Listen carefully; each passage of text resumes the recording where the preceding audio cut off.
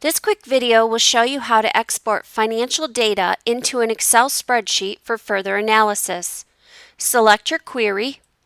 For this example, I would like to review all of my supply year-to-date transactions. So I will select my amount link under the column year-to-date. The window will refresh with my transactional details.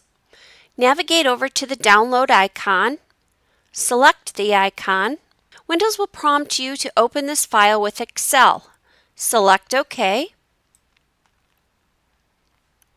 Once Excel opens, you will see your query parameter information resides in the top section of your Excel document. In this example, if I navigate down to row 22, I can see the start of my transactional details.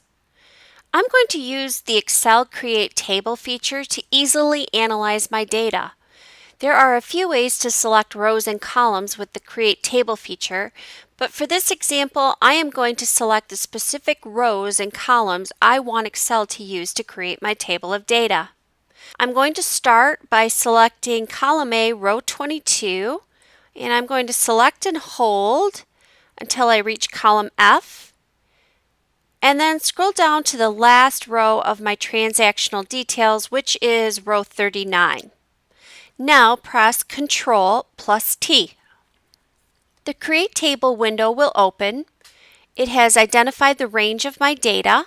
Row 22 contains my headers, so make sure that option is selected, and then select OK.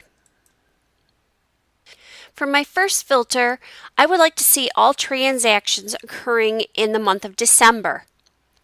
So I will select my header transaction date and select the drop-down arrow. I'm going to unselect all and then perform a search on the number 12. Excel will return all possible dates with the number 12. I'm going to select OK.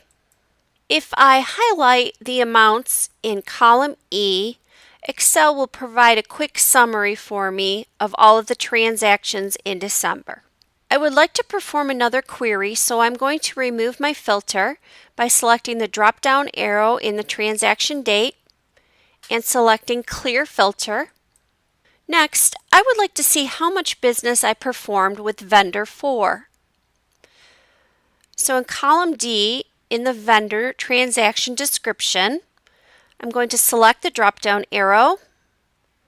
I'm going to unselect the Select All and select vendor 4 and select OK. If I highlight the amount, Excel again will quickly provide me a sum. For further assistance with my finance query, please contact the business office. If you encounter technical difficulties, please contact the Technology Help Desk.